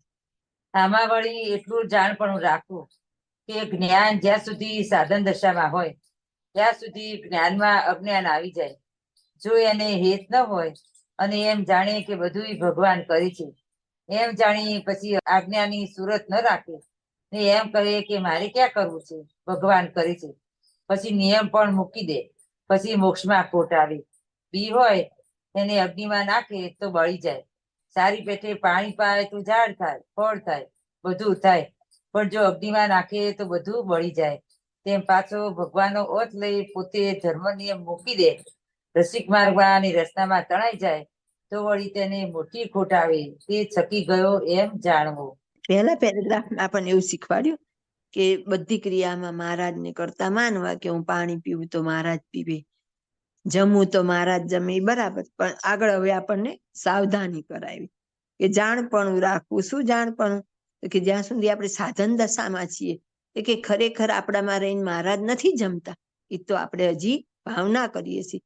જેમ દુર્વાસામાં જમી ગયા, સચ્ચિદાનંદ સ્વામી દ્વારે મહારાજ જમી ગયા, ગોરધનભાઈ દ્વારા જમી ગયા, એવી સ્થિતિ હજી આપણી થઈ નથી. પણ આપણે એવી કરવા માટેની એક લટક શીખવાડી કે આવું આપણે ધ્યાન રાખવું કે હું નથી જમતી, મહારાજ જમે. તો એ આપણને એક રસ્તો બતાવ્યો છે. આપણે પહોંચી નથી ગયા પણ આપણે એવા પછી એમાં ને એમાં એમ થઈ જાય કે ઓહો હવે બધું મહારાજ જ કરે, તો કે હવે આપણે કંઈ કરવાની જરૂર નથી. હવે મહારાજને વળી બહારનું શું ને ઘરનું શું, પછી તેમ થાય ડુંગળી શું ને વગર ડુંગળી શું ને નોનવેજ શું, દારૂ શું, બધું મહારાજને ચાલે. એમ કરતા કરતા આપણે કેવા થઈ જઈએ? તો કે છકી જઈએ. એટલે આગળ ચોખવટ કરી કે એમ જાણીને પછી આજ્ઞાની સુરત ન રાખે. સૌથી પહેલું શું જતું રહે? તો કે જ્યારે છકી જાય ને સૌથી પહેલી આજ્ઞા જ મુકાઈ જાય. તો આજ્ઞા મુકાઈ જાય ત્યારે છકી ગયા જાણવા. પછી કે શું કરવું? તો કે નિયમ એ મૂકી દે ને એને મોક્ષમાં ખોટ આવે. ચોખ્ખો શબ્દ વાપરેલો જ છે. જ્યારે આજ્ઞા નિયમ ધર્મ મૂકી દેવામાં આવે ને મોક્ષમાં ખોટ આવે. બી હોય તેને અગ્નિમાં નાખી તો બળી જાય. તો કે એ બી હતું ઉગત, પણ શું થયું? તો કે આપણે છકી ગયા એટલે એને આપણે અગ્નિમાં નાખી દીધું અને આપણા મોક્ષ માર્ગમાં ઝાંપા વસાઈ ગયા. જય સ્વામિનારાયણ. અને વળી કુતાર્થપણું ન મનાય તો તો મહારાજનો અને મુક્તનો મહિમા સમજાય નહીં. મહારાજને મોટા મળ્યા તો એને કૃતાર્થપણું ન મનાય કે ઓહો મારું તો કામ પૂરું થઈ ગયું, મારું તો મોક્ષ થઈ ગયું. એમ કૃતાર્થપણું જો ન મનાય તો વળી જે બીજ હતું પણ તે ખાર ભૂમિમાં નાખ્યું એ ઉગે નહીં. કોઈ દી સારી પૃથ્વીમાં જાય તો વળી ઝાડ થાય, તે વિના ઉગે નહીં. એમ મહારાજ કહે કૃતાર્થપણું ન માને તો તે ખારા પાટમાં બી નાખ્યું જેવું થયું. આપણને ભગવાન મળ્યા, આવો લાભ મળ્યો, આ સંત સમાગમ મળ્યું, તે આપણે કૃતાર્થપણું તો માનવું કે મહારાજને મોટા મુક્ત મળ્યા માટે આપણો તો મોક્ષ થઈ ગયો છે. એમણે હાથ ચાલ્યો ત્યાંથી આપણો મોક્ષ તેઓ કરી ચૂક્યા છે. જય સ્વામિનારાયણ. આગળ કીધું કે છકી જઈને આજ્ઞા ન લોપવી, તો બીજા પેરેગ્રાફમાં એમ કીધું તો જ્યાર જોઈ ત્યાં નિરાશ હતાશ એવા પણ ન હોવા જોઈએ, આનંદમાં જ હોવા જોઈએ અને મનમાં દ્રઢ નિશ્ચય હોવો જોઈએ કે મહારાજને મુક્તના કીધા વચન પ્રમાણે આપણું જીવન છે અને આવડા મોટા મુક્તોની કૃપા આપણી ઉપર અઢળક વરસી રહી છે. તો આપણે તો હવે આ છેલ્લો જન્મ જ છે એવી દ્રઢતા સાથે અને કેવળ ને કેવળ મહારાજ અને મુક્તોની પ્રસન્નતાર્થે પ્રસન્નતાના સાધન આનંદમાં રહીને કરવા, ત્યારે આપણે કૃતાર્થપણું માન્યું કહેવાય. જય સ્વામિનારાયણ. મહારાજ કહે જેને ભગવાનનો પરિપૂર્ણ નિશ્ચય હોય એને એમ વર્તે છે કે જે દિવસે મને ભગવાનનું દર્શન થયું તે દિવસથી જ મારો તો મોક્ષ થઈ ગયો છે. પણ કોઈ મારું દર્શન કરે એને મોક્ષ થઈ જાય, એને એવું બળ રહે છે. પણ જ્યાં સુધી દેહની સ્મૃતિ હોય ત્યાં સુધી આજ્ઞા ન લોપે તો ખરું. જો આપણા અહીં હવે સત્ય આપણે સમજવાનું છે. આપણને નિશ્ચય એવો જોઈએ કે આપણા હાથથી કોઈ પાણી પીવી તો પણ એનું પણ કલ્યાણ. આપણે તો દેવો વિશે પણ પ્રાર્થના કરી શકીએ, હે મહારાજ એમને મૂર્તિ સુખના અધિકારી કરજો. અને એવું થાય પણ ખરું. રાખ ટાળી કીધા રાજવી, દિન ટાળી કીધા દાતારજો. તો કે કણ કણ કાજે રે જણ જણ જાતતા, તેને જઈ સોંપી સદાવ્રત સુખડી. આખા સદાવ્રતના અધિકારી કરી દીધા. અને એમાં પણ સદાવ્રત ચપટી લોટનું નહીં, સુખડીનું સદાવ્રત. એમ એ જમાનામાં સુખડી સર્વથી શ્રેષ્ઠ કહેવાતી. એટલે એનું દ્રષ્ટાંત આપ્યું કે આપણને એવા કરી દીધા. હવે પણ આગળ સાવધાની. પણ જ્યાં સુધી દેહની સ્મૃતિ રહે, એટલે કે જાતે આપણને ઉઠવું બેસવું ભૂખ આહાર નિંદ્રા આ બધી ખબર પડતી હોય, આપણા દેહની સ્મૃતિ રહેતી હોય ત્યાં સુધી આજ્ઞા ન લોપે તો આ વાત બધી સાચી, પણ આજ્ઞા લોપાય તો આ બધું ખોટું. હવે આગળ આપણને ચોખવટ કરે સ્વામી. આપણા સત્સંગમાં આગળ પણ આવી વાતો બનેલી છે. સ્વામીના વખત પહેલા પણ આવી રીતે લોકો અવળા રસ્તે ચડી ગયા હશે કે આપણું હવે પૂરું, આપણા હાથનું પાણી પીવે તો પણ કલ્યાણ. આપણા સત્સંગમાં કહેવાય જ છે કે બીબડીનું કલ્યાણ થઈ ગયું, જોબન પગીનું થઈ ગયું. પછી ડોસીએ કીધું મારા ગોળાનું પાણી પીવે એનું કલ્યાણ. એક માજી હતા, એમનો જયારે અંત સમય આવ્યો એમના ઘરવાળાને કીધું કે મારા હાથના રોટલા જમ્યા છે તો તમારું કલ્યાણ થાય જ ને. તો કે એવા જે કેપ છે એ ક્યાં સુધી? તો કે જ્યાં સુધી દેહની સ્મૃતિ હોય ત્યાં સુધી આજ્ઞા ન લોપીએ તો એ કૃતાર્થપણું સાચું, ને જો લોપીએ તો કે અવળી વાતે ચડી ગયા કહેવાય. એ જ્ઞાન એવું છે તેમાં બ્રહ્મ જ્ઞાન આવી જાય તો મુર્ગેથી બગડે. જેમ બ્રહ્મ જ્ઞાન વાળાને શું હોય તો કે તમારામાં પણ બ્રહ્મ રહેલો છે, મારામાં પણ બ્રહ્મ. અને વાત એ સાચી છે, દરેકની અંદર મહારાજ રહેલા છે, આપણે એમ કહીએ, પણ એ માનવાનું છે. પછી બહુ અતિ એવા વેદાંતિ હોય ને જે વિધિ નિષેધ નહીં ખોટા કરે, એ લોકો પછી એમ કે આ માતા પિતા ભાઈ બહેન પતિ પત્ની આ બધું ખોટું છે. અંતે તો બધા દેહની અંદર રહેલો એક આત્મા જ છે ને.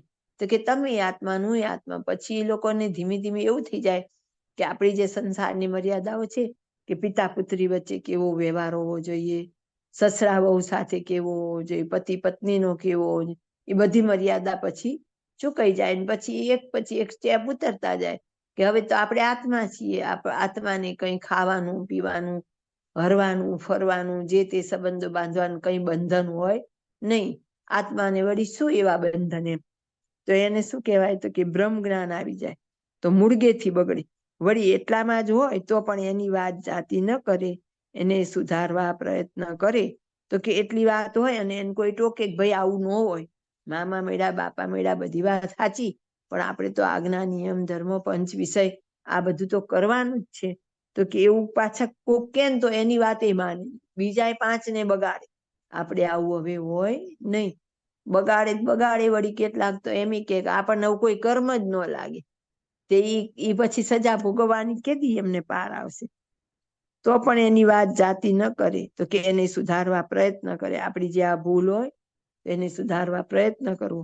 અને મહારાજના નિયમ, ધર્મ, આજ્ઞા એવી વાત પહેલી કરવી જોઈએ. તો કે કોઈ પણ જીવ સત્સંગ કરે તો પહેલું લેસન શું કરવું પડે? તો કે આજ્ઞા, નિયમ, ધર્મ. અને એટલે મામાએ કીધું કે હાથ જોડીને આજ્ઞા પડાવવી.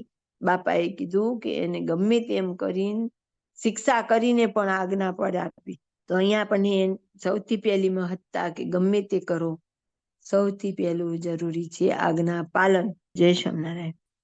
સાચી બુદ્ધિ જ્યાં સુધી હોય ત્યાં સુધી પ્રથમ તેને ભ્રમની દ્રઢતા થાય, પછી એ ઊંચો ચડી શકે. પણ પ્રથમથી જેને ભ્રમની દ્રઢતા ન હોય એને આ વાત કામ ન આવે, એને એ વાત સમાસ ન કરે.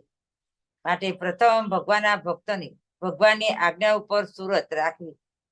મહારાજ કહે જેટલી આજ્ઞા પડે તેટલું સુખ, ને આજ્ઞા લોપાય એટલું દુઃખ. ભગવાનના ભક્તને માથે કાળ કર્મ નથી, પણ સુખ દુઃખનું કારણ તો આ છે. અને ભગવાનનો ભક્ત હોય તે આજ્ઞા લોપવામાં ધ્રુજે કે હું ભગવાનની આજ્ઞા અથાત પાડીશ તો જ મારા પર ભગવાન રાજી થશે, અને ભગવાન રાજી થશે તો જ અક્ષરધામ મળશે, મૂર્તિ મળશે, ને મૂર્તિનું સુખ પણ મળશે. ભગવાન આપશે ત્યારે મળશે. એ ભગવાને રાજી કરવા થકી બધી પ્રાપ્તિ થાય છે. અને ભગવાન કેમ રાજી થાય? પેલા આટલું જોઈ લઈએ. તો અહીં હવે એમ કીધું કે જ્યાં સુધી એને બ્રહ્મની દ્રઢતા નથી થઈ, કાચી બુદ્ધિ છે, ત્યાં સુધી તો પેલા એને આજ્ઞા, નિયમ, ધર્મની જ વાત કરવી પડે. પછી એને દ્રઢતા થાય ને પછી એને સમાસ થાય. નહીતર આવી વાતો સમાસ ન કરે. કીધું ને એને આ વાત કામ ન આવે, એને એ વાત સમાસ ન કરે. એટલે આપણે પછી નાના બાળકોમાં, નવામાં, બધામાં આપણે એક જ વાત નાખી દઈએ તો એ બધાને જે એની જે પાત્રતા હોય એ ન આવે અને નીચા ઉતરી જાય. તો એટલા બધાને પાડવાનો દોષ પણ પાછો આપણને લાગે. આપણે પડીએ છીએ કોપ થાય છે આપણી ઉપર, તો થાય જ. પણ આટલા બધા પ્રવાહને જયારે અવળી દિશામાં લઈ જઈએ ત્યારે બહુ જ મોટું આપણી ઉપર કહીએ ને, એટલી મોટી મહારાજનો કુરાજીપો ઉતરે કે જેની કોઈ લિમિટ નથી. કારણ કે આપણે તો ન કર્યું, પણ બીજાને આપણી રસ્તેથી પાડ્યા છે, એટલે બહુ જ મોટો ગુનો બને. આગળ કે છે પ્રથમ ભગવાનના ભક્તને ભગવાનની આજ્ઞા ઉપર સુરત રાખવી.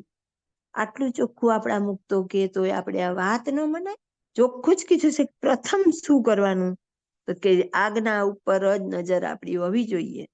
પછી આગળ કે છે ભગવાનના ભક્તને માથે કાળ કર્મ નથી, તો કે કાળ ને કર્મ આપણી ઉપર સંચાલન નથી કરી શકતા. પણ જેટલી આજ્ઞા લોપે તેટલું દુઃખ, ને જેટલી પાડીએ એટલું સુખ. આપણને મહારાજે કીધેલું જ છે. ભગવાનનો ભક્ત હોય તે આજ્ઞા લોપવામાં ધ્રુજે. ધ્રુજે શબ્દ છે, ધ્રુજારી છૂટી જવી જોઈએ. મારે આજ્ઞા લોપાશે એવું કોઈ દેશકાળ આવે તો કદાચ આપણે કરવું પડે. ધારો કે કોરોના વખતે એવું હતું કે હોસ્પિટલમાં હોય તો ત્યાંનું જ જમવાનું, તો જમવું પડે. પછી દેશકાળને લઈને ખાવું પડે. પછી ક્યારેક કોઈ મોટી પૂરની સ્થિતિ, ભૂકંપની સ્થિતિ, યુદ્ધની સ્થિતિ એવી હોય અને આપણે જમવું પડે. તેમાં કઈ બહુ મોટો ગુનો નથી થતો, પણ મહારાજે કીધું કે એનું યથાયોગ્ય પ્રાયશ્ચિત કરવું. પણ જાણીને આજ્ઞા લોપવાની તો ક્યાંય આપણને હા પાડેલી જ નથી. આ તો આપણે એ લોપીએ, બીજાને લોપાવીએ. અને એટલે આપણને હમણાં કીધું જ તું કે રસિક માર્ગ છે અને રસના, આ બે જ આપણું વધારે બગાડે. સૌથી વધારે જો બગાડે ને તો કે રસિક માર્ગ ને રસના ઇન્દ્રિય. અને આજ ઈ જ છે, જ્યાં જોઈએ ત્યાં ઈ જ સારી પ્રસાદીઓ જમાડો, વિધના પ્રોગ્રામ કરો, લોકોને ભેગા કરો, રસિક ને રસના. અને ઈ જ આપણી અનંત જન્મનો ઢાળો છે. એટલે આપણે રંગે ચંગે ચડી જઈએ છીએ. અને આગળ કેવો વિચાર આવે તો કે ભગવાનની આજ્ઞા અથાર્થ પાડીશ તો જ મારા ઉપર ભગવાન રાજી થશે. ભગવાન રાજી થશે તો જ અક્ષરધામ મળશે, મૂર્તિ મળશે ને મૂર્તિનું સુખ મળશે. ભગવાન આપશે ત્યારે મળશે. તો કે ભગવાન રાજી થાય એનાથી જ બધી પ્રાપ્તિ થાય. 100 વાતની એક વાત ને ભગવાન કેમ રાજી થાય? આપણને ગઢડા પ્રથમના 78ના વચનામૃતમાં આ પ્રશ્ન પૂછેલો છે કે ભગવાન કેમ રાજી થાય? એક જ લીટીમાં જવાબ છે, પંચ વર્તમાન યથાર્થ પાડે તો ભગવાન રાજી થાય. જય સ્વામિનારાયણ. ભગવાનની બધી નાની મોટી આજ્ઞા પાડીએ, ખરેખર આ એકાંતિક એવા સત્સંગી થઈએ, એવા સાધુ થઈએ, ત્યારે મહારાજ રાજી થાય. ત્યારે મહારાજને રાજી કરવા છે એવી જેને સમજણ દ્રઢ થઈ ગઈ હોય, એ ભગવાનના વચનને લોપે નહીં. એને બીક રહી કે ભગવાનનું વચન લોપાશે તો મારા પર ભગવાન પુરાજી થશે અને મારો મોક્ષ બગડી જશે. એને એ વિવેક રહે છે, પણ એ મહિમાનો ઓથ ન લે, આ આત્મજ્ઞાનનો ઓથ ન લે ને ભગવાનની આજ્ઞાનું બળ રાખે, ત્યારે ભગવાનનો ભક્ત ખરો. માટે ભગવાનના ભક્ત પણ એવા થાવું અને એવા થઈને મહારાજને ભજવા ને મહારાજના સુખી સુખિયા થાવું. આપણે વિચાર કરવો કે આપણા ઈષ્ટદેવ કોણ છે, આપણા ગુરુ કોણ છે, એ જોવું. આપણને મળ્યા છે એ વાત જો એના જાણ્યામાં આવે ને ત્યારે એ જીવ બળિયો થઈ જાય. ઇતિ વાર્તા 45મી થઈ. જય સ્વામિનારાયણ. સ્વામીએ આખાનો સાર છેલ્લે એટલો લીધો. આ એક જ પેજમાં કેટલી વાર આજ્ઞા આજ્ઞા આજ્ઞા. તો કે શું કરવું? તો કે એક પણ વચન લોપવું નહીં અને સતત બીક રાખવી કે વચન લોપાશે તો ભગવાન મારા ઉપર પુરાજી થશે. એવી રીતે દરેક ક્ષણે આપણને વિચાર હોવો જોઈએ કે કોઈ પણ કાર્ય કરતી વખતે ભગવાનની નાની મોટી કોઈ આજ્ઞા લોપાવી જોઈએ નહીં. અને સૌથી પહેલી સુરત આપણી આજ્ઞા ઉપર હોવી જોઈએ. ને કીધું ને એમ કે આપણે વિચાર કરો કે આપણા ઈષ્ટદેવ કોણ છે, ગુરુ કોણ છે. તો કોઈ આપણને જોઈને એમ કે જોયો મોટો સ્વામિનારાયણ, તો કોઈ એમ કે જોયા મોટા છત્રી વાળા, જોયા મોટા મામા વાળા, કેવા તમે હોય અમને ખબર છે. તો કે આપણે વિચાર કરવો જોઈએ કે આપણને કોણ મળ્યું છે અને આપણું જીવન કેવું હોવું જોઈએ. તો વચન વિધિમાં તો આપણને સ્વામી કેટલી હદે એટલે આપણને એવું શીખવાડે. અને સ્વામીએ ચોખ્ખું જ કીધું હતું આપણને લાસ્ટ ટાઈમ કે એવાની આંખ હારે આંખ નો મેળવો, એના મુખની વાણી નો સાંભળો. હવે એટલું બધું કે પણ તો આપણે તો કઈ સાંભળવું જ ન હોય, એ વાતને વિચારવી ન હોય, જીવનમાં ઉતારવી ન હોય, તો આપણી આગળ પ્રગતિ ક્યાંથી થાય? આપણી જે પ્રગતિ નથી થતી એના જિમ્મેદાર પણ આપણે જ છીએ. વચનામૃત વાંચી જઈએ પણ ક્યારેય આપણે વિચારતા નથી. મોસ્ટ ઓફ એવું જ કહેનારા મળે આપણે તો મૂર્તિ ધારવી, મહારાજે કીધું છે ને આ બધી લપમાં ન પડવું. એટલે આપણાથી આઘાતો ભાગે, બીજા 5 ને ભગાડે. પણ શાસ્ત્રમાં ઊંડા ઉતરીને જોઈએ તો કે મૂર્તિ ધરાય જ ક્યારે? જ્યારે ચિત્ત નિર્વાસનિક થાય ત્યારે. તો ચિત્ત નિર્વાસનિક થાય ક્યારે એનો વિચાર આપણે કરવો પડે. જય સ્વામિનારાયણ. ઇતિ વચનામૃત ગઢડા પ્રથમનું 25મું થયું. સહજાનંદ સ્વામી મહારાજની જય, બાપા શ્રીની જય, સદગુરુ શ્રીની જય, સ્વામિનારાયણ ભગવાનની જય.